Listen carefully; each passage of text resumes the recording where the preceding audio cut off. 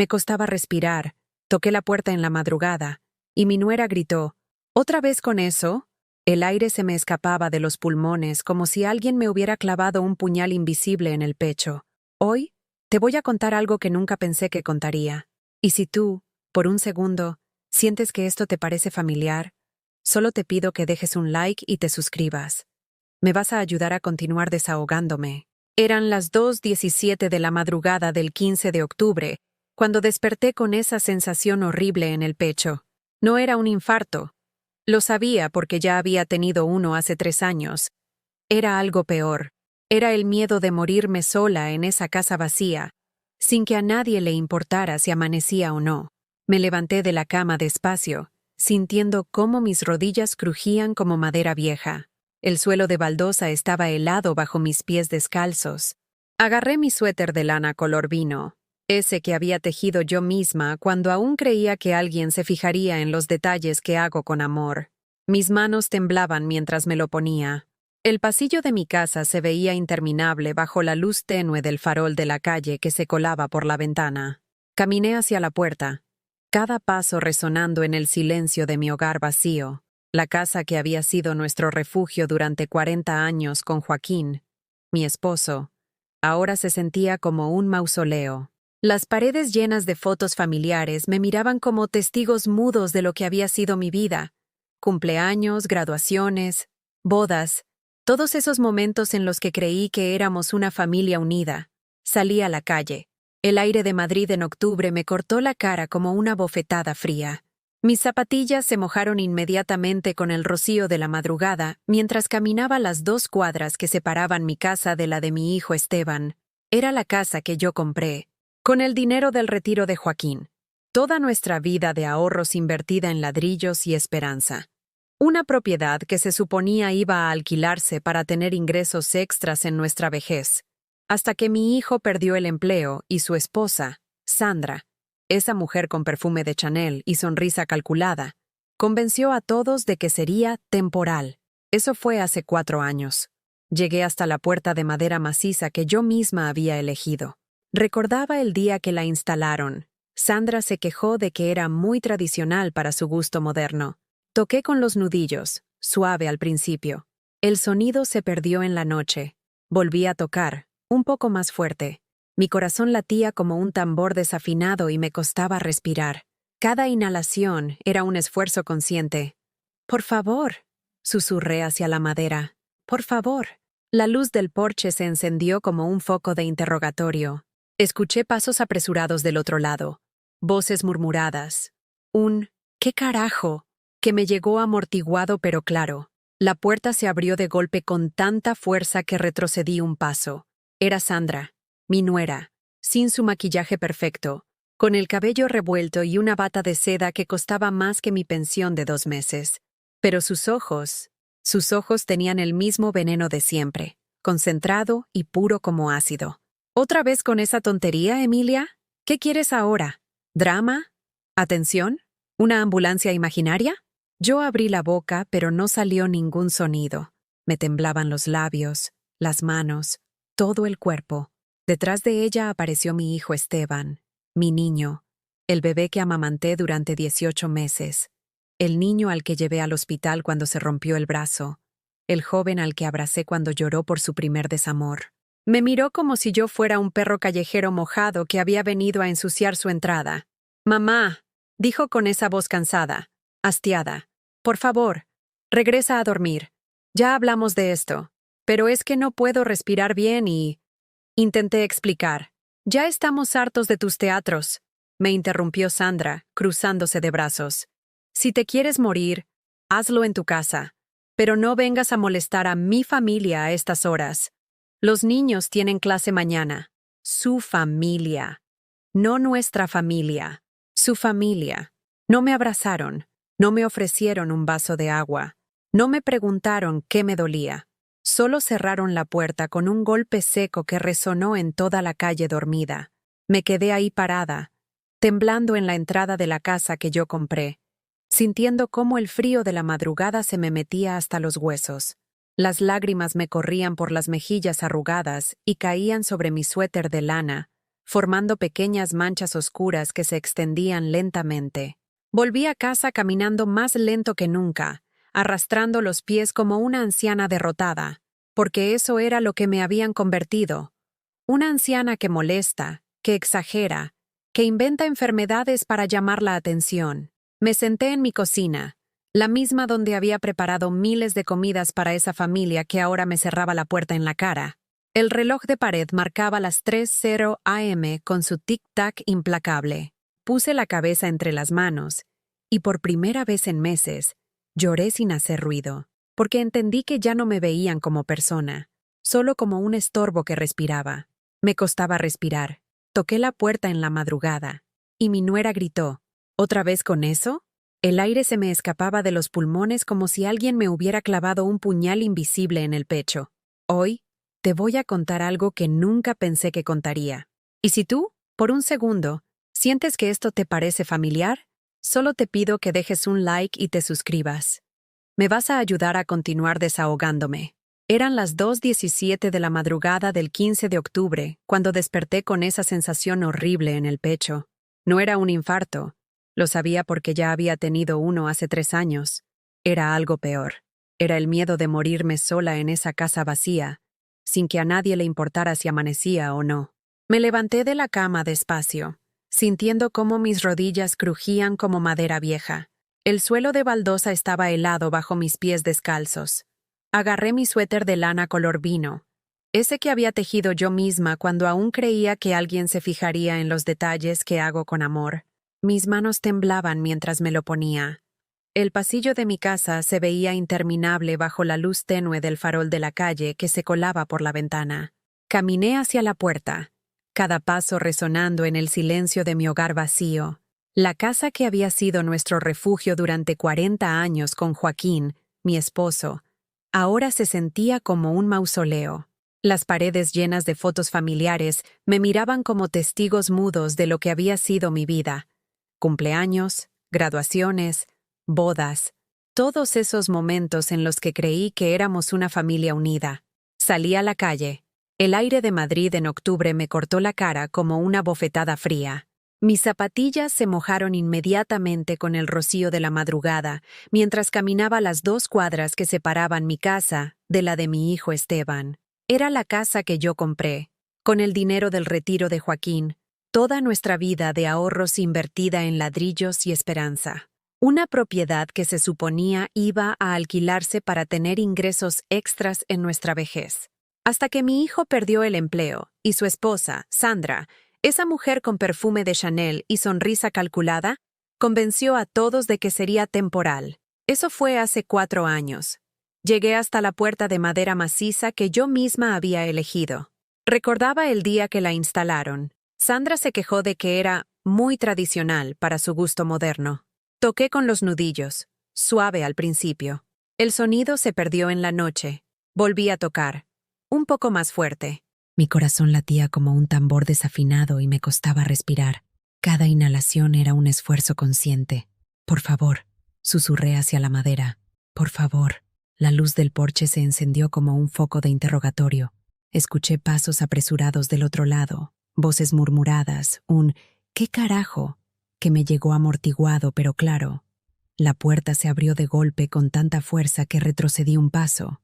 Era Sandra, mi nuera. Sin su maquillaje perfecto, con el cabello revuelto y una bata de seda que costaba más que mi pensión de 2 meses. Pero sus ojos tenían el mismo veneno de siempre, concentrado y puro como ácido. ¿Otra vez con esa tontería, Emilia? ¿Qué quieres ahora? ¿Drama? ¿Atención? ¿Una ambulancia imaginaria? Yo abrí la boca, pero no salió ningún sonido. Me temblaban los labios, las manos, todo el cuerpo. Detrás de ella apareció mi hijo Esteban, mi niño. El bebé que amamanté durante 18 meses. El niño al que llevé al hospital cuando se rompió el brazo. El joven al que abracé cuando lloró por su primer desamor. Me miró como si yo fuera un perro callejero mojado que había venido a ensuciar su entrada. «Mamá», dijo con esa voz cansada, hastiada, «por favor, regresa a dormir. Ya hablamos de esto, pero es que no puedo respirar bien y...». Intenté explicar. «Ya estamos hartos de tus teatros», me interrumpió Sandra, cruzándose de brazos. Si te quieres morir, hazlo en tu casa, pero no vengas a molestar a mi familia a estas horas. Los niños tienen clase mañana. Su familia, no nuestra familia. Su familia. No me abrazaron. No me ofrecieron un vaso de agua. No me preguntaron qué me dolía. Solo cerraron la puerta con un golpe seco que resonó en toda la calle dormida. Me quedé ahí parada, temblando en la entrada de la casa que yo compré, sintiendo cómo el frío de la madrugada se me metía hasta los huesos. Las lágrimas me corrían por las mejillas arrugadas y caían sobre mi suéter de lana, formando pequeñas manchas oscuras que se extendían lentamente. Volví a casa caminando más lento que nunca, arrastrando los pies como una anciana derrotada, porque eso era lo que me habían convertido, una anciana que molesta, que exagera, que inventa enfermedades para llamar la atención. Me senté en mi cocina, la misma donde había preparado miles de comidas para esa familia que ahora me cerraba la puerta en la cara. El reloj de pared marcaba las 3:00 a.m. con su tic-tac implacable. Puse la cabeza entre las manos, y por primera vez en meses, lloré sin hacer ruido, porque entendí que ya no me veían como persona, solo como un estorbo que respiraba. Los días que siguieron fueron como caminar por un campo minado. Cada conversación con Sandra era una trampa esperando a explotar. Cada silencio de Esteban era una puñalada que me atravesaba el alma. Mi cumpleaños número 73 llegó un martes gris de noviembre. Me desperté como siempre, sola, pero ese día había una pequeña esperanza bailando en mi pecho. Tal vez me llamarían, tal vez vendrían a visitarme, tal vez recordarían que hace 73 años yo había nacido, que había traído a Esteban al mundo, que había sido alguien importante en sus vidas.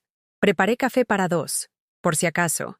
Compré un pequeño pastel en la panadería de la esquina, uno de esos que tienen flores de azúcar rosadas que a Sofía le encantan. Me puse mi vestido azul, el que Joaquín decía que hacía juego con mis ojos. Esperé. A las 9 de la mañana, el teléfono seguía en silencio. A las 12, nada. A las 3 de la tarde, me comí una rebanada del pastel sola, tratando de no llorar. A las 6, cuando ya se hacía de noche, sonó el móvil. Era un mensaje de WhatsApp de Sandra. Feliz cumple, Emilia. Los niños están con gripe. No podemos ir. Otro día lo celebramos. Otro día que nunca llegó. Al día siguiente me desperté con fiebre. 38 grados, escalofríos, dolor de garganta. Había cogido algo, probablemente en el metro cuando fui a comprar las medicinas. Llamé a Esteban. Hijo, me encuentro muy mal. ¿Podrías pasar a verme? Mamá, está Sandra con los niños enfermos. No puedo salir ahora. Tómate una aspirina y descansa. Es que tengo mucha fiebre y... Mamá, por favor, no exageres todo. Es solo un resfriado. Colgó. Pasé 3 días en la cama, con fiebre alta, hablando sola porque el silencio me volvía loca. Comí solo galletas secas porque no tenía fuerzas para cocinar. Nadie vino. Nadie llamó para preguntar cómo seguía. El cuarto día, cuando ya me sentía mejor, aparecieron por casa como si nada hubiera pasado. Sandra traía una sonrisa deslumbrante y una agenda en la mano. Emilia, te tengo una noticia maravillosa, me dijo, sentándose en mi sofá como si fuera la dueña de casa. Conseguí que te hagan un chequeo médico completo, gratis. ¿Un chequeo médico? ¿Pero si yo estoy bien? Ay, Emilia, no seas terca. A tu edad es importante prevenir. Además, hay que descartar. Ya sabes, problemas de memoria. Problemas de memoria. La frase me golpeó como una bofetada fría. Yo no tengo problemas de memoria, Sandra. Claro que no, mamá. Intervino Esteban con esa voz condescendiente que odiaba. Es solo preventivo. Por si acaso. Me llevaron a una clínica privada en el barrio de Salamanca. Elegante, cara, con sillones de cuero y revistas de decoración. Nada que yo pudiera permitirme jamás. La doctora era una mujer joven, de unos 40 años, con una sonrisa profesional y fría. Me hicieron preguntas tontas. ¿Qué día es hoy? ¿Cómo se llama el presidente del gobierno? ¿Puede repetir estas 3 palabras? Contesté todo perfectamente. Mi mente estaba clara como el agua de un manantial. Pero noté algo extraño. Cuando salí del consultorio, Sandra se quedó hablando con la doctora a puerta cerrada durante casi 20 minutos. Los vi susurrar, asentir, intercambiar miradas cómplices. ¿De qué hablaron?, le pregunté en el coche. De nada importante, Emilia. Solo detalles médicos aburridos. Esa noche, sola en mi casa, no podía dormir. Algo no encajaba. ¿Por qué Sandra había pagado ese examen tan caro? ¿Por qué esa conversación secreta con la doctora? ¿Por qué Esteban me miraba ahora con lástima cada vez que hablaba? Una semana después, comenzaron a llegar documentos extraños a mi buzón. Formularios del banco con mi nombre, pero que yo no recordaba haber solicitado. Cambios en mi cuenta corriente que no había autorizado. Un día llegó un sobre de la compañía de seguros con modificaciones en mi póliza de vida. Sandra, le dije por teléfono, me están llegando papeles raros del banco. ¿Tú sabes algo? Ah, sí. Son solo actualizaciones rutinarias. Esteban se encargó de todo para que no te preocuparas. A tu edad es mejor que sea él quien maneje estas cosas complicadas, pero yo quiero verlos antes de firmar nada. Emilia, no desconfíes de tu propio hijo. Él solo quiere protegerte. Esa palabra, protegerte, comenzó a sonar diferente en su boca, como una amenaza disfrazada de cariño. El viernes de esa semana, Sandra apareció en mi casa con una carpeta llena de documentos y una sonrisa que no llegaba a sus ojos. Tía, necesito que firmes estos papeles. Son para renovar tu cuenta conjunta con Esteban. ¿Qué cuenta conjunta? Yo nunca autoricé una cuenta conjunta. ¿Ah? ¡Ay, Emilia! Ya lo hablamos hace meses. ¿No te acuerdas? Para que Esteban pueda ayudarte con los pagos cuando tú no puedas salir de casa. No recordaba esa conversación, pero últimamente había tantas cosas que me confundían. ¿Sería verdad que mi memoria estaba fallando? No sé, Sandra. Prefiero preguntarle a mi abogado. La sonrisa se le borró de la cara como si hubiera pasado una goma de borrar. ¿Tu abogado? Emilia, ya no tienes abogado. El señor Herrero se jubiló hace 2 años. ¿No te acuerdas? Era verdad. Don Ramón Herrero, que había sido el abogado de la familia durante 30 años, se había retirado. Pero yo no había buscado otro porque Sandra me había dicho que no hacía falta, que Esteban se encargaba de todo. Además, continuó Sandra, acercándose más a mí con esa voz suave y venenosa, ¿no confías en tu propio hijo? Después de todo lo que has hecho por él, ¿crees que te va a engañar? Sus palabras fueron como agujas clavándose en mi corazón. Claro que confiaba en Esteban. Era mi hijo, mi único hijo. Lo había criado, lo había educado, había sacrificado mi vida entera por él. Firmé los papeles. Pero esa noche, cuando Sandra se fue, me quedé mirando las copias que me había dejado. Las letras bailaban delante de mis ojos cansados, pero algo no cuadraba. En el encabezado ponía autorización de movimientos bancarios, pero en el cuerpo del documento había palabras que no entendía. Transferencia de titularidad, poder notarial amplio, gestión patrimonial integral. Llamé a mi vecina, Carmen, que había sido secretaria de un despacho de abogados durante 20 años. Carmen, ¿puedes echarle un vistazo a esto? No entiendo bien lo que he firmado. Carmen se puso las gafas y leyó en silencio. Poco a poco, su expresión se fue ensombreciendo. Emilia, esto no es solo una cuenta conjunta. Esto le da a tu hijo control total sobre todas tus cuentas bancarias, tu pensión, incluso tu casa. ¿Cómo? Aquí dice que Esteban puede hacer cualquier operación en tu nombre sin consultarte. Puede vender propiedades, cerrar cuentas, incluso decidir sobre tu tratamiento médico si consideran que no tienes capacidad para hacerlo. El mundo se tambaló bajo mis pies. Me senté en la silla de la cocina antes de que las piernas me fallaran completamente. Carmen, eso significa que prácticamente le has dado todo lo que tienes. Y si algún día deciden que tienes demencia o algún problema mental, pueden hacer lo que quieran contigo. Esa noche no dormí. Me quedé despierta mirando el techo, sintiendo cómo las piezas del rompecabezas comenzaban a encajar. El examen médico, las conversaciones secretas, los documentos confusos, la insistencia de Sandra en que firmara todo para mi propia protección. Al día siguiente, cuando el banco abrió, fui corriendo a preguntar por mis cuentas. El empleado, un joven con cara de niño, Tecleó en su ordenador y frunció el ceño. Señora Morrison, su cuenta principal ha sido modificada. Ahora es cuenta mancomunada con su hijo Esteban Morrison. ¿Qué significa eso exactamente? Significa que cualquiera de los dos puede disponer del dinero sin autorización del otro. ¿Cuánto dinero queda en mi cuenta? Más tecleo. Una pausa larga. Demasiado larga. Señora, quedan 300 euros. Mi pensión era de 1.900 euros al mes. Había cobrado hacía solo una semana. ¿Dónde está el resto de mi dinero? Ha habido varias transferencias en los últimos días, todas autorizadas por el señor Esteban Morrison.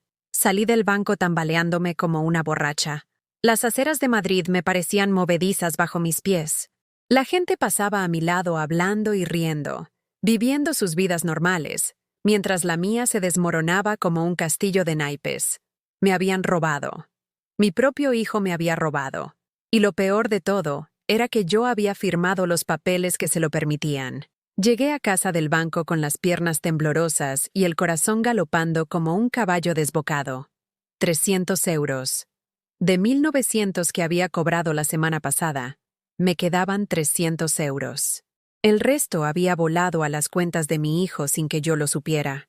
Me senté en el sofá de la sala, el mismo donde Esteban solía hacer los deberes cuando era pequeño, y marqué su número con dedos que temblaban tanto que tuve que intentarlo 3 veces. ¿Diga? Su voz sonaba ocupada, molesta. Esteban, necesito hablar contigo. He estado en el banco y... Mamá, ahora no puedo. Estoy en una reunión importante. Hijo, esto es urgente. Mi dinero ha desaparecido de... Mamá, por favor. Ya hablamos de esto. Yo administro tus finanzas ahora para que no tengas que preocuparte por esas cosas complicadas. ¿Qué cosas complicadas? Es mi dinero.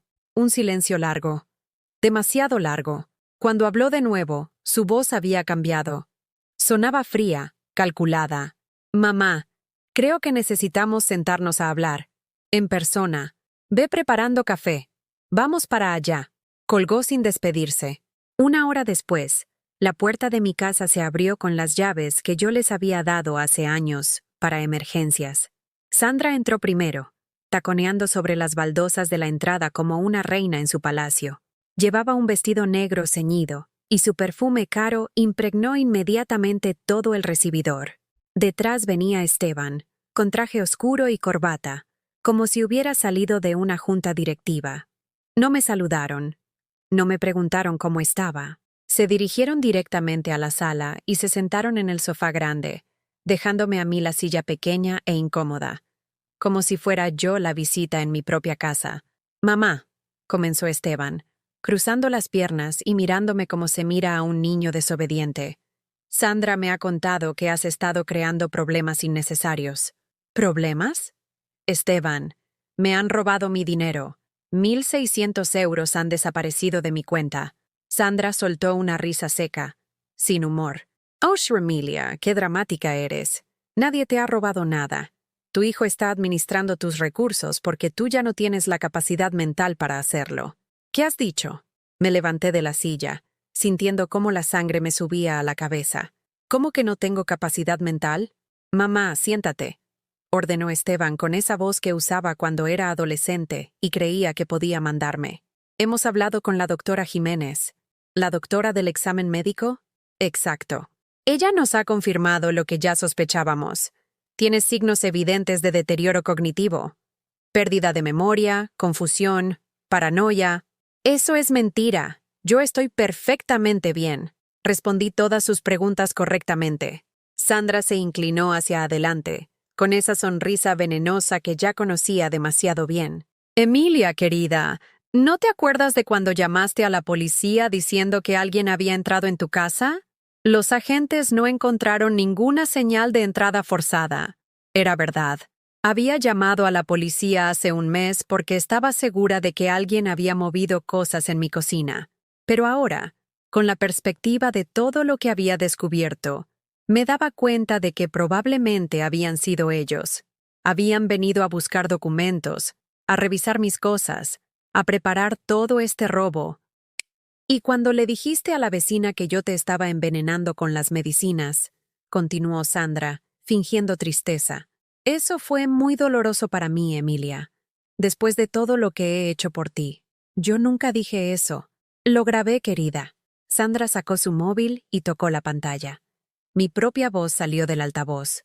No sé qué me está dando Sandra en esas pastillas, pero me siento rara después de tomarlas. Era verdad que había dicho eso, pero había sido después de que Sandra insistiera en que tomara unas vitaminas que me ponían somnolienta y confusa. Ahora entendía por qué.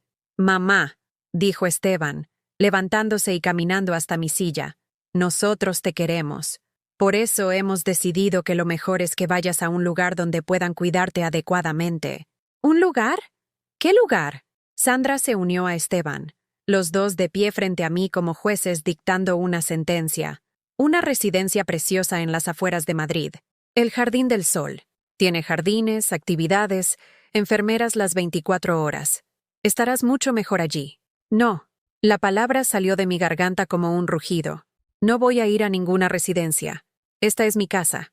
Mamá, no es tu decisión. Legalmente, ya no puedes tomar este tipo de decisiones. ¿Cómo que legalmente? Esteban intercambió una mirada con Sandra. Ella asintió casi imperceptiblemente. Los papeles que firmaste la semana pasada incluían una cláusula que me otorga poder de decisión sobre tu cuidado médico en caso de incapacidad mental diagnosticada. Pero yo no estoy incapacitada mentalmente. La doctora Jiménez opina diferente. Ya está preparando el informe médico oficial. Todo encajaba ahora como las piezas de un rompecabezas macabro. El examen médico. Las conversaciones secretas. Los documentos confusos. Todo había sido parte de un plan para declararme incompetente y tomar control de mi vida. Vosotros habéis planeado todo esto. Susurré, sintiendo cómo las fuerzas se me escapaban del cuerpo. Mamá, esto es por tu propio bien, dijo Esteban, pero ya no me miraba a los ojos. ¿Mi propio bien? ¿Robarme mi dinero es por mi propio bien? ¿Echarme de mi casa es por mi propio bien? Sandra se acercó hasta quedar a centímetros de mi cara. Pude oler su perfume mezclado con algo más siniestro, el olor del triunfo. Emilia, querida, nadie te está robando nada. Estamos administrando tus recursos de manera responsable. Esa casa necesita mantenimiento constante. Los impuestos son altísimos. Las facturas se acumulan. Es mejor venderla y usar ese dinero para pagar tu estancia en la residencia. Esta casa la compré yo con mi dinero. Con el dinero del seguro de vida de Joaquín, corrigió Sandra. Dinero que legalmente ahora le corresponde administrar a su único heredero. Tu hijo, Esteban. Me dirigí directamente a él, ignorando a Sandra por completo. Mírame a los ojos y dime que esto está bien. Dime que está bien lo que me estáis haciendo. Por un momento, vi un destello del niño que había sido. El niño que me abrazaba cuando tenía pesadillas. El niño que me decía, «Te quiero, mamá», antes de dormirse. Pero ese destello duró apenas un segundo antes de que Sandra le pusiera la mano en el hombro. Esteban sabe lo que es mejor para ti, Emilia. Él es un hombre inteligente, educado, exitoso. Tú eres una mujer mayor con problemas de salud mental. La decisión es obvia. «Sal de mi casa», grité con una fuerza que no sabía que me quedaba. «Salid los dos de mi casa ahora mismo». Sandra rió. Un sonido feo y metálico. «Tu casa», dices. Emilia, querida, esta ya no es tu casa. Los papeles de transferencia de propiedad se registrarán la semana que viene. El mundo se detuvo. Todo el aire salió de mis pulmones como si me hubieran dado un puñetazo en el estómago. ¿Qué papeles de transferencia? Los que firmaste junto con los otros documentos. La casa ahora está a nombre de Esteban. Eso es imposible. Yo nunca habría firmado algo así. Lo hiciste, mamá, dijo Esteban finalmente mirándome a los ojos. Y en esa mirada vi a un extraño. Está todo legal. Tienes una semana para preparar tus cosas. El lunes viene el equipo de la residencia a buscarte. Se fueron sin más. Sandra no se molestó en fingir cariño. Esteban no se despidió con un beso como había hecho durante 43 años. Simplemente se fueron, dejándome sola en la casa que ya no era mía, con 300 euros en el banco y una semana para desaparecer de mi propia vida. Me quedé sentada en esa silla incómoda durante horas, viendo cómo la luz del día se desvanecía a través de las ventanas. Las mismas ventanas que había limpiado miles de veces, que había decorado para cada Navidad, desde las que había visto a mi hijo jugar en el patio cuando era pequeño. Cuando finalmente me levanté, mis piernas apenas me sostenían. Fui hasta la cocina y abrí el grifo. El agua corrió durante 1 minuto entero antes de que me diera cuenta de que solo estaba mirándola caer. Me habían convertido en una extraña en mi propia vida. Y lo peor de todo era que lo habían hecho usando mi amor de madre contra mí. Pero había algo que no sabían, algo que no habían calculado en sus planes perfectos. Yo todavía tenía una semana y 73 años de experiencia sobreviviendo a cosas que parecían imposibles de sobrevivir. Esa noche no dormí. Me quedé sentada en la cocina, mirando por la ventana hacia el patio, donde el limonero dejaba caer sus frutos al suelo. Por primera vez en 73 años, no limpié lo que se había caído. Por primera vez, dejé que la naturaleza siguiera su curso sin mi intervención. A las 5 de la mañana, cuando Madrid aún dormía, tomé la decisión más importante de mi vida. Me levanté de esa silla, fui hasta mi dormitorio y saqué de debajo del colchón una pequeña libreta donde había anotado números de teléfono importantes durante décadas. Busqué hasta encontrar el nombre que necesitaba: Leticia Romero. Leticia había sido la mejor amiga de Joaquín desde la infancia. Trabajaba como investigadora privada. Se había especializado en casos de estafa a personas mayores después de que su propia madre fuera víctima de algo similar. Joaquín siempre decía: si algún día necesitas ayuda de verdad, Emilia, llama a Leticia. Ella no se deja engañar por nadie. Marqué su número con manos temblorosas. ¿Diga? Su voz sonaba alerta a pesar de la hora temprana. Leticia, soy Emilia. Emilia Morrison, la viuda de Joaquín. Emilia, ¡qué sorpresa! ¿Cómo estás, querida? Leticia, necesito tu ayuda. Creo que mi hijo me está robando. Un silencio largo. Luego, ¿puedes venir a mi oficina esta mañana? Cuanto antes mejor. La oficina de Leticia estaba en el centro de Madrid, en un edificio viejo pero elegante cerca de la Puerta del Sol. Cuando llegué, todavía temblando de los nervios y la rabia contenida, ella me recibió con un abrazo cálido que me hizo llorar por primera vez desde que había comenzado esta pesadilla. Cuéntamelo todo, me dijo, preparando café en una cafetera pequeña. Y no te saltes ningún detalle, por insignificante que te parezca. Le conté todo: el examen médico, los documentos firmados, el dinero desaparecido, la amenaza de la residencia. Leticia tomaba notas en un cuaderno, haciendo preguntas precisas, pidiendo fechas exactas, nombres completos. Emilia, me dijo cuando terminé mi relato, esto no es solo robo. Es un plan sistemático de abuso patrimonial y secuestro civil, y me temo que tu nuera ha hecho esto antes. ¿Cómo? He visto casos similares. Mujeres jóvenes que se casan con hombres de clase media, esperan a que los padres envejezcan, y entonces ejecutan planes muy elaborados para apropiarse de todo. Buscan específicamente familias con propiedades y ahorros. Leticia abrió su ordenador y comenzó a teclear. Dime el nombre completo de tu nuera. Sandra Márquez de la Vega. Más tecleo. Los ojos de Leticia se abrieron lentamente. Emilia. Sandra Márquez estuvo casada antes, con un hombre llamado Miguel Santander, que murió hace 8 años.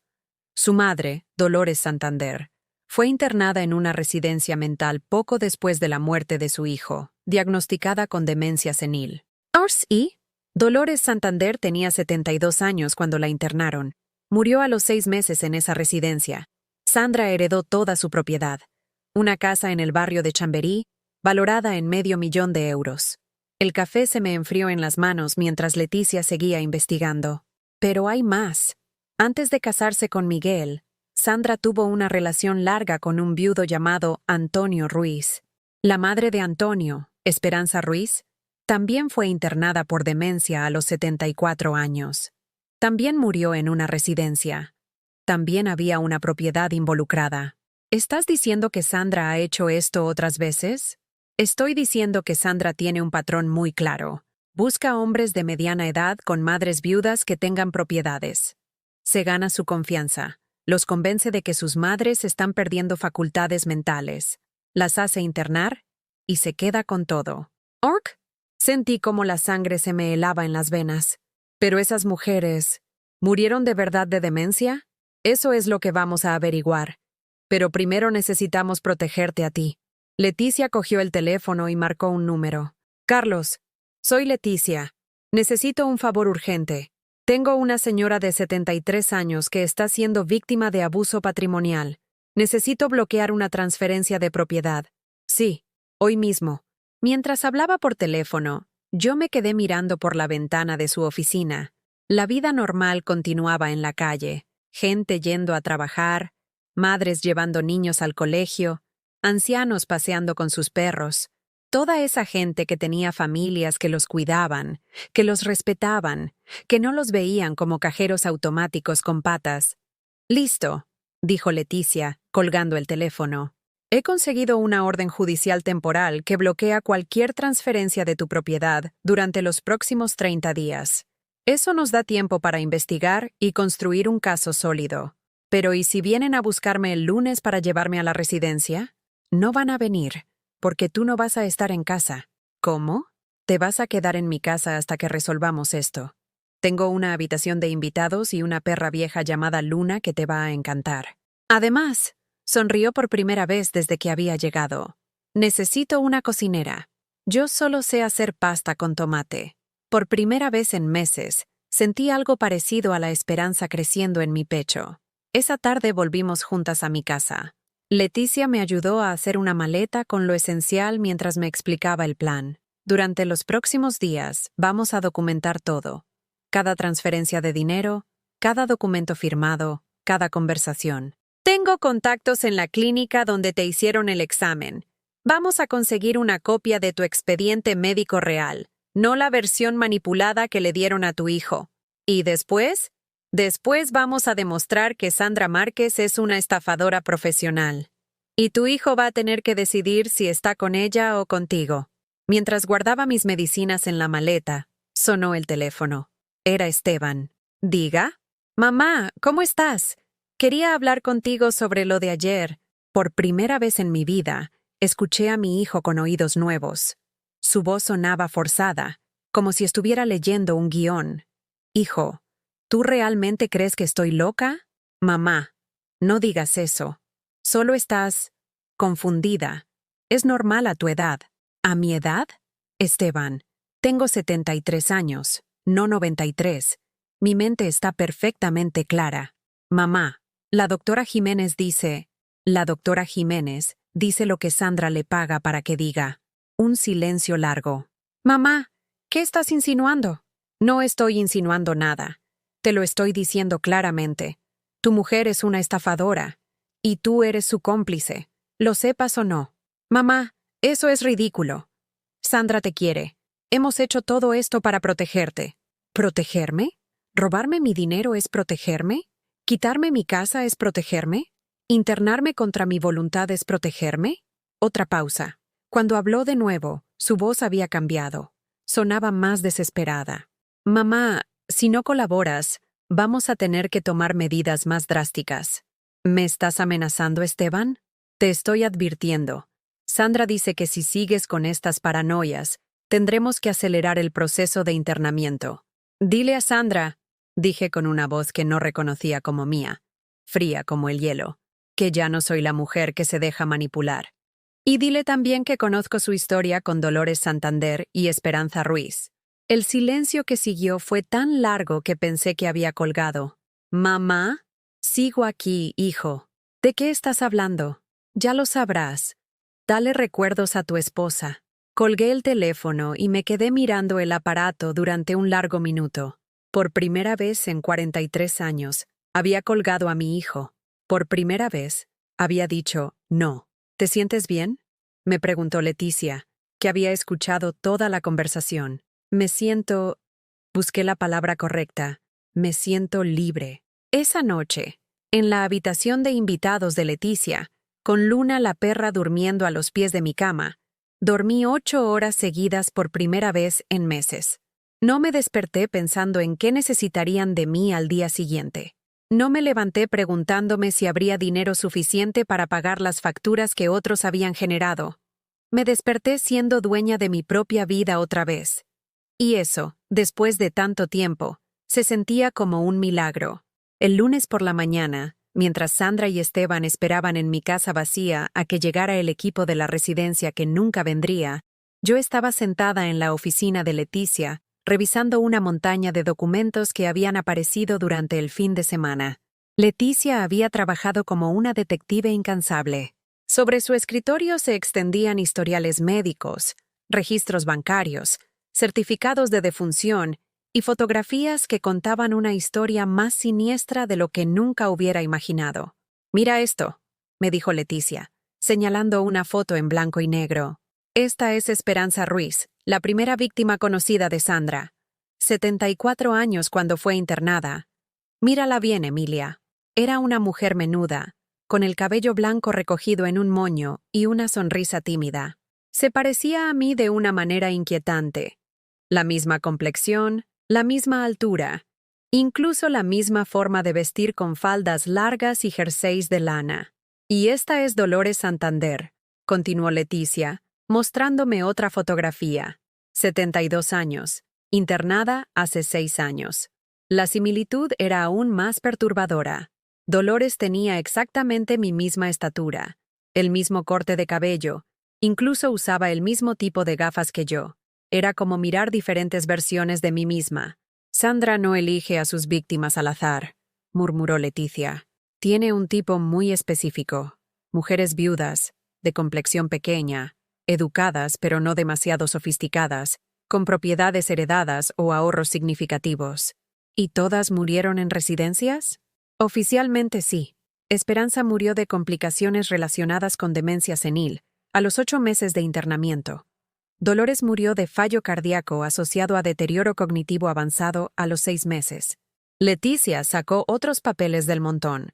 Pero aquí está lo interesante. Conseguí los historiales médicos reales de ambas mujeres antes de ser internadas.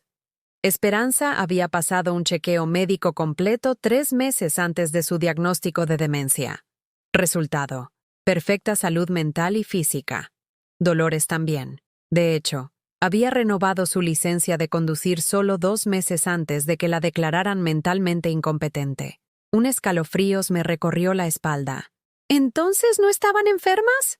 No solo no estaban enfermas, sino que ambas habían expresado preocupaciones a sus médicos de cabecera sobre sentirse confundidas después de tomar medicamentos que sus nueras les daban para mejorar su salud.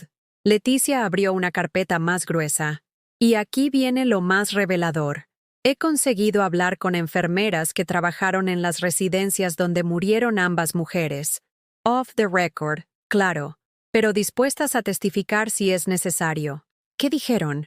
Que tanto Esperanza como Dolores llegaron a las residencias completamente lúcidas, confundidas por estar ahí, asustadas, pero mentalmente claras. Las enfermeras se preguntaban por qué estaban internadas cuando obviamente no tenían demencia. ¿Y qué pasó después? Aquí es donde la historia se vuelve realmente oscura. Ambas mujeres comenzaron a recibir visitas regulares de sus nueras, que traían medicinas especiales que supuestamente el médico había recetado. Después de cada visita, las pacientes se volvían más somnolientas, más confundidas.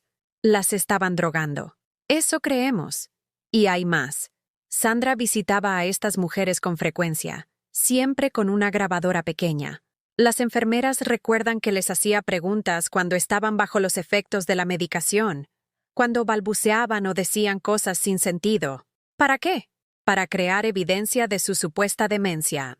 Grabaciones que luego presentaba a médicos y autoridades como prueba del deterioro mental. Me quedé en silencio, procesando la magnitud de la crueldad. No solo las habían robado, las habían torturado psicológicamente hasta matarlas. Leticia, ¿tú crees que Sandra planeó todo esto desde el principio? ¿Desde que conoció a Esteban? Estoy casi segura. Mira esto.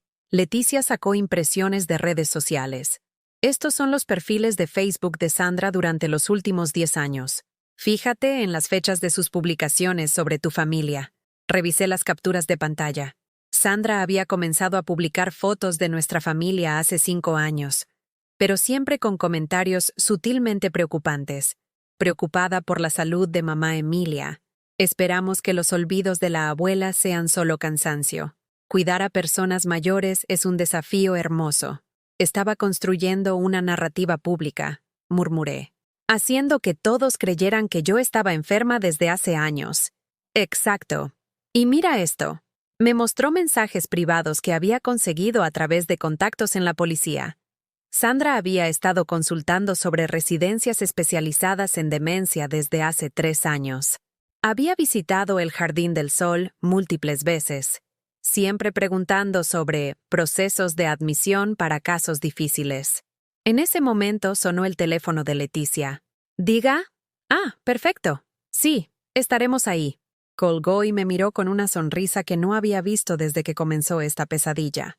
Era mi contacto en la clínica. La doctora Jiménez acaba de confesar. ¿Confesar qué?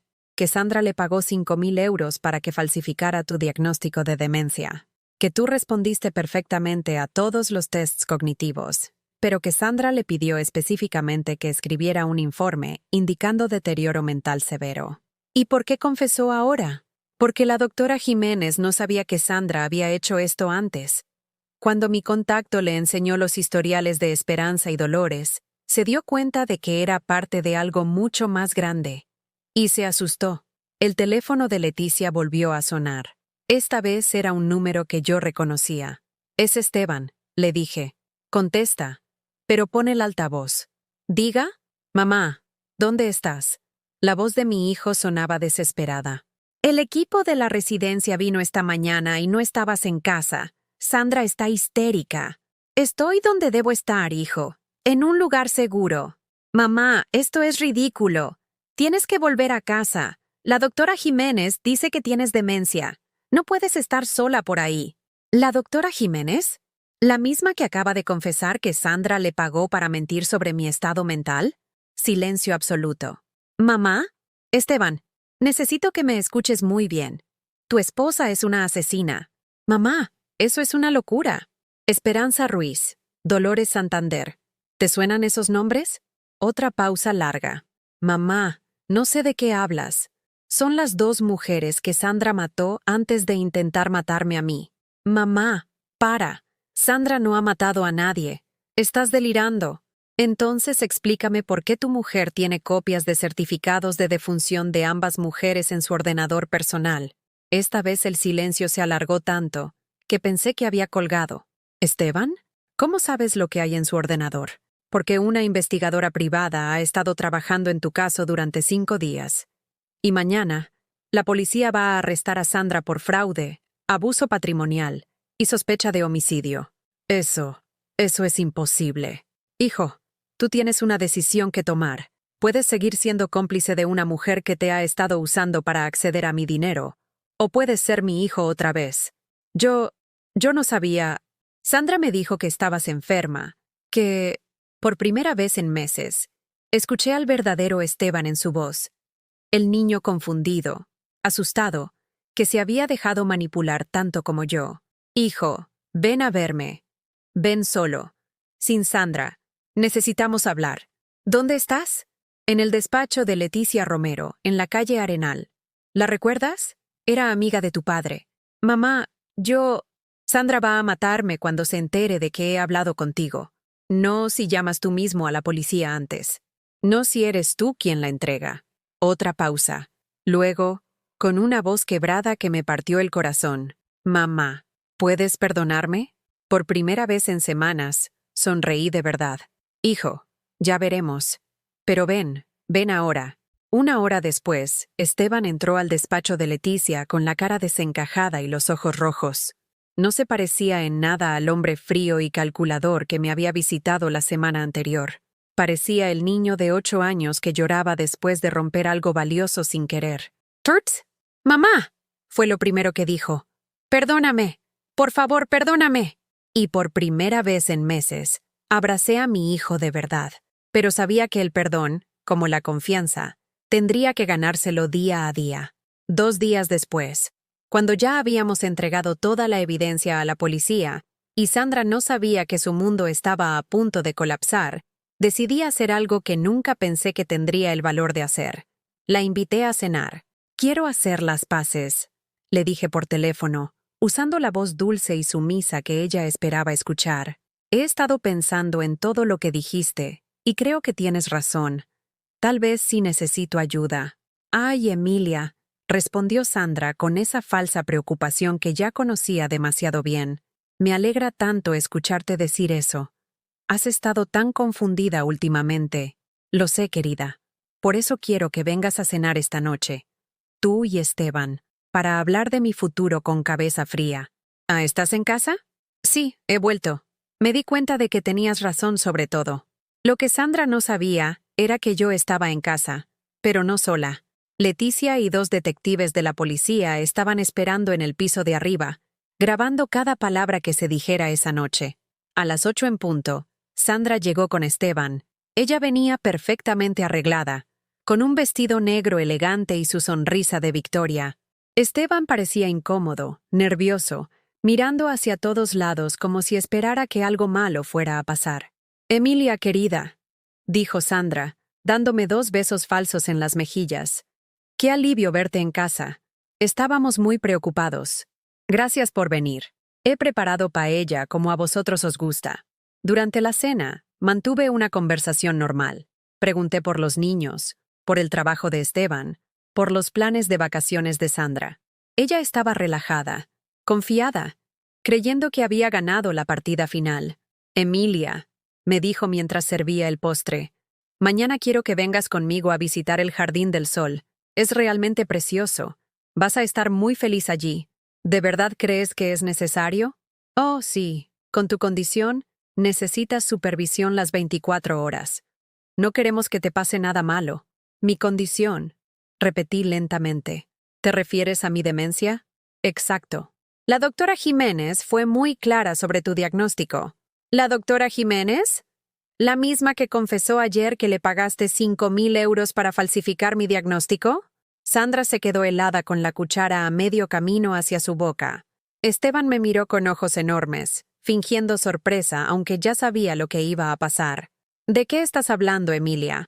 Estoy hablando de Esperanza Ruiz. ¿La recuerdas? Tenía 74 años cuando la mataste. Emilia, estás delirando. Ah, y de Dolores Santander. 72 años. También la asesinaste. Sandra se levantó de la silla bruscamente, tirando su copa de vino que se estrelló contra el suelo. Estás completamente loca. Esteban, tu madre ha perdido definitivamente la razón. Siéntate, Sandra, dije con una voz que no reconocía como mía, fría, firme, sin el menor rastro de la mujer asustada que había sido hace una semana. Harson, no pienso seguir escuchando estas locuras. Esteban, vámonos. Pero Esteban no se movió. Se quedó sentado, mirando su plato, con las manos temblando. Esteban, le dijo Sandra con voz cortante. He dicho que nos vamos. No, Sandra, murmuró mi hijo sin levantar la vista. Creo que deberíamos escuchar lo que mamá tiene que decir. La cara de Sandra cambió completamente. La máscara de mujer dulce y preocupada desapareció, reemplazada por algo frío y calculador que me heló la sangre. Ya veo, dijo lentamente. La loca de tu madre te ha lavado el cerebro con sus fantasías paranoicas. ¿Fantasías? Me levanté y fui hasta la cómoda del salón, donde había guardado una carpeta gruesa. ¿Son fantasías los certificados médicos de Esperanza y Dolores que demuestran que estaban perfectamente sanas antes de que las internaras? No sé de qué hablas. ¿Amintichio? ¿Son fantasías las declaraciones de las enfermeras que recuerdan cómo llegaron lúcidas a las residencias y cómo se volvían confusas después de tus visitas? Sandra se acercó a mí con pasos lentos, como un depredador acorralado. Emilia, querida, estás muy enferma. Estas alucinaciones son parte de tu demencia. ¿Son alucinaciones las grabaciones donde les hacías preguntas mientras estaban drogadas para crear evidencia de su supuesta locura? ¡Basta!, gritó Sandra, perdiendo completamente la compostura. No tienes pruebas de nada, ¿no? ¿Y esto qué es? Saqué de la carpeta una fotografía que Leticia había conseguido del ordenador personal de Sandra. Era una imagen de Esperanza Ruiz en su lecho de muerte, con Sandra sonriendo junto a ella. ¿Por qué tienes fotos de una mujer muerta en tu ordenador, Sandra? Eso es. ¿Y por qué tienes copias de los testamentos de ambas mujeres? ¿Y por qué tienes anotaciones sobre el valor de sus propiedades? Sandra me arrebató la fotografía de las manos y la rompió en pedazos. Todo esto es una trampa. Esteban, tu madre está tratando de separarnos. Sandra, dijo Esteban con voz quebrada, finalmente levantando la vista. ¿Es verdad? ¿De verdad mataste a esas mujeres? No las maté. Solo las ayudé a descansar. Estaban solas, abandonadas, sufriendo. ¿Cómo me ibas a ayudar a descansar a mí? Sandra se dio cuenta de lo que había dicho. Sus ojos se movieron nerviosamente hacia la puerta, calculando si podría escapar. Emilia, tú no entiendes. Esas mujeres no tenían familia que las quisiera. Sus hijos las visitaban una vez al mes, si acaso. Yo les di cariño, atención, ¿y a cambio te quedaste con sus casas? Me las dejaron en herencia porque era la única que las cuidaba. ¿Cómo te iba a dejar mi casa a ti cuando yo muriera en esa residencia? Sandra se quedó callada, pero su silencio lo decía todo. Por eso te casaste con Esteban. Continué. No porque lo amaras, porque sabías que yo tenía una casa, ahorros, una pensión, porque sabías que él era un buen chico, obediente, que haría lo que su esposa le dijera. Esteban. Sandra se dirigió a mi hijo con desesperación. No escuches a tu madre. Está enferma. Yo te quiero. Nosotros tenemos una familia. ¿Me quieres? Esteban se levantó lentamente de la silla. ¿O quieres la herencia que pensabas recibir cuando mamá muriera? Las dos cosas. Se pueden querer las dos cosas. En ese momento se abrió la puerta de la entrada y entraron Leticia junto con 2 detectives de policía. Sandra Márquez de la Vega, dijo uno de los oficiales. Queda arrestada por fraude, abuso patrimonial, falsificación de documentos y sospecha de homicidio. Sandra me miró con un odio tan puro que me hizo retroceder un paso. Esto no ha terminado, Emilia. ¿Vas a arrepentirte de esto? No, le dije mientras le ponían las esposas. Lo que va a terminar es tu carrera de matar ancianas por dinero. Cuando se la llevaron, la casa se quedó en silencio. Esteban y yo nos miramos como 2 extraños que se encuentran después de una guerra. Mamá, susurró, ¿puedes perdonarme algún día? Hijo, le dije, sintiéndome más cansada de lo que me había sentido en mi vida. El perdón no se da de una vez. Se construye día a día, con acciones, no con palabras. ¿Qué puedo hacer? Puedes empezar por devolver mi dinero. Todo, hasta el último euro. Claro, por supuesto. Y puedes explicarles a tus hijos por qué su madre está en la cárcel, con la verdad, sin mentiras. Lo haré. Y puedes venir a visitarme los domingos, solo tú, para tomar café y hablar como madre e hijo, no como víctima y cómplice. Esteban asintió, con lágrimas corriendo por sus mejillas. ¿Y después? Después ya veremos. El tiempo dirá si realmente has cambiado o si solo tienes miedo de ir a la cárcel junto con tu mujer.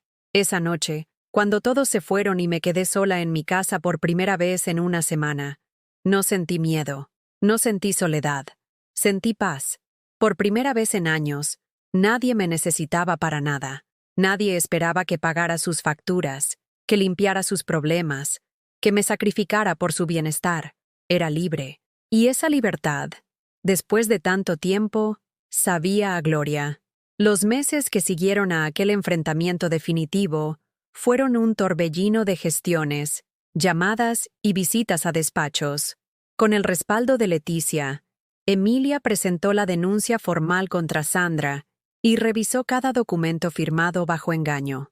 La fuerza con la que había recuperado su dignidad aquella madrugada se consolidó con cada paso que daba ante abogados y jueces. Aunque al principio caminaba despacio, con el peso de la traición aún anclado en los hombros, pronto descubrió un vigor renovado que nunca imaginó volver a sentir.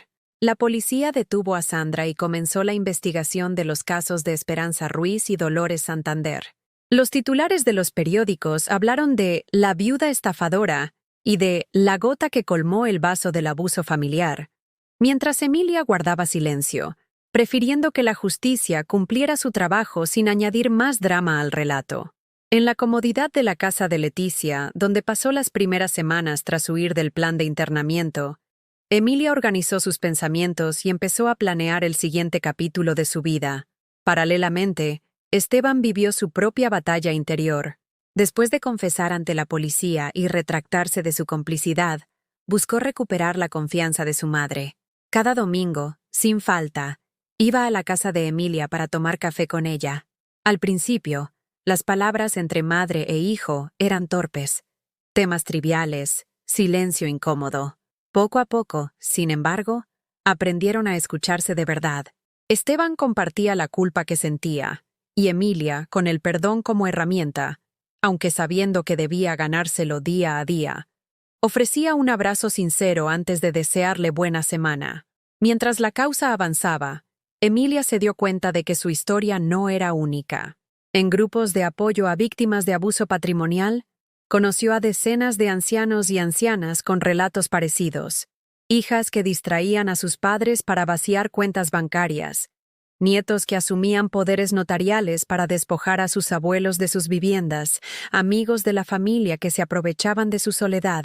Fue entonces cuando la chispa que había iluminado su interior se transformó en una misión: convertir su dolor en ayuda para otros. Con ayuda de Leticia y un pequeño equipo de voluntarios, Emilia fundó una asociación local llamada Manos Sabias. Su propósito era simple pero ambicioso: ofrecer asesoría legal gratuita a personas mayores y educar a la comunidad sobre señales de alerta en relaciones de confianza. En las primeras charlas, Emilia contaba con voz firme y mirada clara su propia experiencia, cómo las supuestas muestras de cariño de Sandra ocultaban oscuras intenciones, y cómo un examen médico falsificado casi la condenó a perderlo todo. Cada mes, Manos Sabias celebraba un encuentro en la biblioteca municipal. Allí, entre tazas de té y galletas caseras, los asistentes compartían historias, dudas y miedos. Emilia, sentada al frente, guiaba la conversación con calidez y seguridad. Los rostros angustiados se transformaban en miradas esperanzadas cuando descubrían que no estaban solos. Y cada vez que alguien revelaba un abuso, la asociación extendía su red de apoyo hasta que la víctima encontraba un abogado o un defensor de oficio dispuesto a actuar. A nivel personal, Emilia emprendió una rutina de autocuidado. Había dejado de ser aquella mujer temerosa que dependía de la aprobación de su nuera. Despertaba temprano para caminar por el parque cercano, respirando el aire fresco de la mañana mientras saludaba a otros paseantes. Le encantaba detenerse frente a los árboles, observar cómo las hojas danzaban al viento y recordar que la vida, al igual que la naturaleza, estaba llena de ciclos de renacimiento. La casa que creía perdida volvió a manos de Emilia gracias a una resolución judicial que anuló la transferencia fraudulentamente firmada. El proceso no fue inmediato. Hubo apelaciones y nuevas audiencias, pero cada fallo a su favor la fortalecía.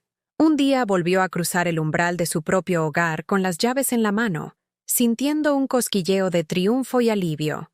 Limpió cada rincón con esmero, restableció sus fotos familiares y, sin prisa, redecoró las habitaciones justo como a ella le gustaba. En aquella vivienda, que recuperaba su esencia tras la tormenta, Emilia instaló un pequeño despacho donde dedicaba tardes a recibir a quienes buscaban ayuda. Tenía una mesa amplia, estanterías repletas de carpetas y una lámpara que iluminaba la zona de atención. Cada nuevo caso la hacía revivir el miedo inicial que sintió al golpear la puerta de Sandra en plena madrugada, pero también encendía en ella la determinación de evitar que alguien más sufriera así. El vínculo con Esteban siguió sanando. Aunque hacía falta tiempo para borrar la marca de la traición, su relación madre-hijo adquirió una profundidad distinta. Compartían cafés tranquilos, paseos en el parque y tertulias telefónicas sobre el día a día. A veces, conversaban de la residencia donde Sandra había querido internar a Emilia, y Esteban, con gesto serio, prometía protegerla de cualquier intento de manipulación futura. Con el paso de los años, Manos Sabias creció hasta convertirse en una referencia en la comarca. Emilia, ya entrada en los 75, era invitada a dar charlas en otros municipios y a colaborar con programas de televisión dedicados a la protección de los mayores. Su mensaje era claro: la familia no puede convertirse en un arma de abuso, y el cariño nunca debe usarse para vaciar bolsillos ni robar hogares. Tras cada intervención pública, Recibía cartas de agradecimiento de personas a las que había ayudado a recuperar sus vidas. En el plano personal, Emilia descubrió nuevos placeres. Retomó la costura y el tejido, tejió nuevos suéteres, aunque nunca con la ilusión de que alguien los apreciara, sino simplemente porque la actividad calmaba su mente. Plantó flores en el jardín y organizó pequeñas reuniones de amigas de siempre. Su risa volvió a escucharse con frecuencia en el vecindario, como un canto de victoria tras la larga batalla. La vida le enseñó que la fortaleza no es la ausencia de miedo, sino la capacidad de actuar pese a él, que los años no son una condena a la dependencia, sino una fuente de sabiduría y experiencia, que la justicia puede demorarse, pero cuando llega, ilumina los rincones más oscuros de la injusticia. Y, sobre todo, que el amor verdadero no esclaviza ni roba, sino que libera y protege. Hoy, Emilia vive rodeada de cariño auténtico. Su hijo, recuperado de la hipnosis de Sandra, le ha pedido perdón públicamente y trabaja junto a ella en la asociación. Los nietos la visitan con frecuencia, trayendo risas y confidencias. Y en las tardes de otoño, se sienta en el porche con una manta sobre las piernas, mirando el atardecer y agradeciendo cada soplo de aire que recorre sus pulmones. Aquel que aprendió a valorar cuando casi se lo negaron. La lección de vida que Emilia comparte con quien la escucha es sencilla y poderosa. Nunca subestimes tu propia voz ni permitas que el miedo te haga cerrar la puerta a la verdad. Protege tus derechos, confía en tu intuición y busca apoyo cuando algo no encaje. La vejez puede traer desafíos físicos, pero la inteligencia y el valor no envejecen. Siempre hay un motivo para luchar por tu libertad y tu dignidad. ¿Conoces a alguien que haya vivido una situación similar o la hayas vivido tú mismo? Responde en los comentarios. Si te gustó el video, deja tu like y suscríbete al canal para que esta historia llegue a quien más lo necesita.